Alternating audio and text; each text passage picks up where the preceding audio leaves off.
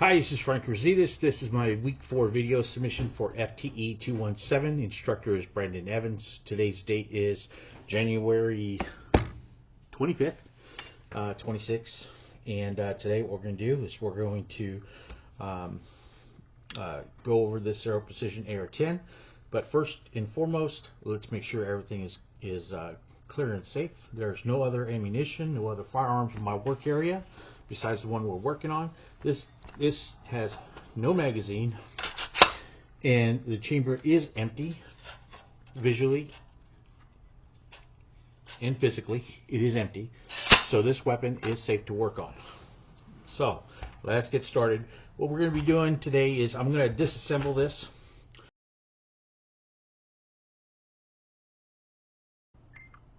So when it comes to cleaning the rifle, you want to have a few things on hand. A couple things that I like to have is, one, you got to have enough Q-tips, various sizes to get into various nooks and crannies would be great. I also use pipe cleaners. Pipe cleaners are great for the gas key, for the bolt, those spaces where you can just slide them on in there and get the dirt out. You also need some patches to punch the bore, and some patch pushers, and then obviously chamber brushes. So you'll need some chamber, but these are great for the AR system to get right into the chamber. And then of course then you'll need I use a nylon chamber brush myself.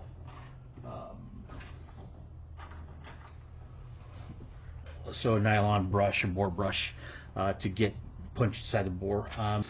Once it's clean and the patches are coming out nice and clean, you're done with that. You also want to have some rags, and to clean, you want to get some gun cleaner. You'll want to have some brushes, and in the end, you're going to want to get some gun oil. When it comes to cleaning, I like to start on the bolt itself. This one right here is completely broken down, obviously, but using bore brushes and using the brushes and of course the pipe cleaners to get inside there, it'll go all the way through. Make sure it's nice and clean, which these are all clean. Enough cleaner to get everything off, and your bolt carbon buildup. Use a scraper for that, a scraping tool. Get all the carbon, break it off and everything. Carbon's too thick, just let it sit for a while and it should come clean. No problem at all. That goes along with everything else. Your buffer tube, I like to just get a big swab and pop it in there every now and then to clean it out.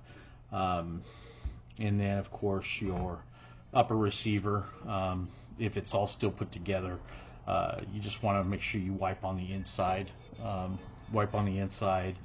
and same with this. You want to make sure there's nothing inside, no grit, anything that'll mess with the trigger group. So other than that, then you're going to go ahead and start applying grease. So once everything's put together, you're going to want to oil your gun. You want to oil everything that comes into contact, metal to metal.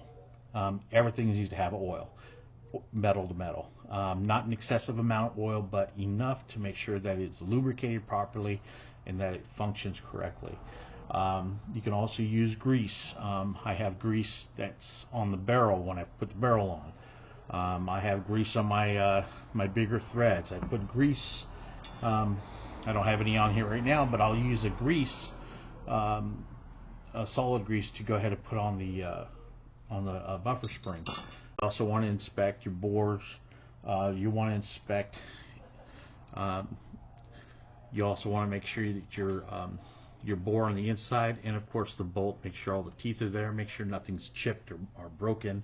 And it goes along with everything else. You want to make sure that you check everything. Make sure everything's okay. The crown of the muzzle, and of course make sure you do a full, complete look at your bolt carrier group.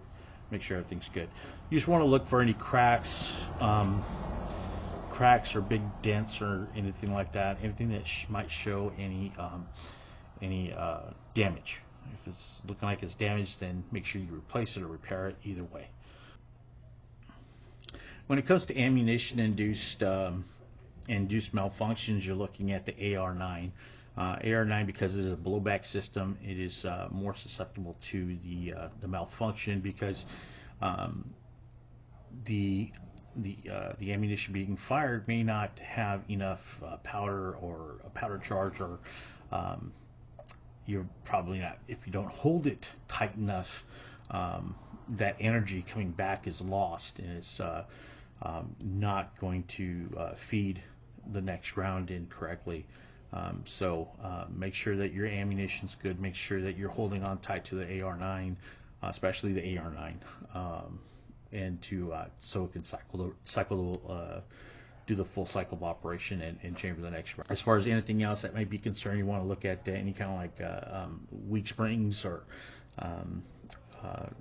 weak buffer spring, broken buffer spring.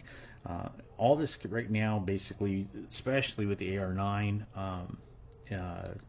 you can end up having a double feed issue, or even not ejecting correctly.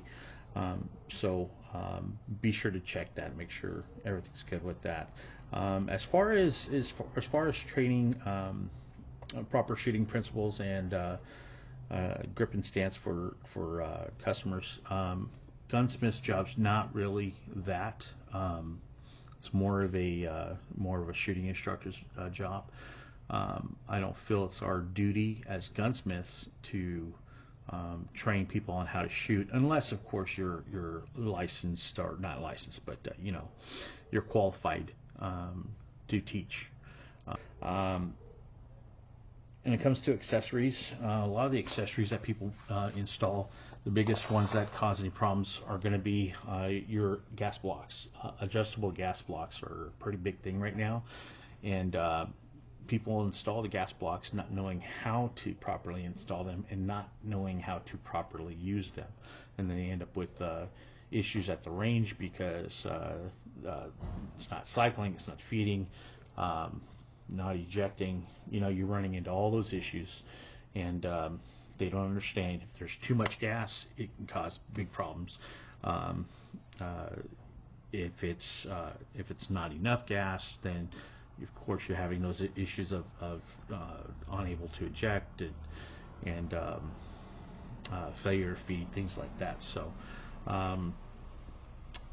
yeah, just make sure that you do things like that. Buffer springs, going to light buffer and a light buffer spring, that actually will also cause issues. All right, so that's my submission. Got to try to cut this down to 7 minutes somehow. So thank you for your time, and we'll get this all back together in a bit. Thank you.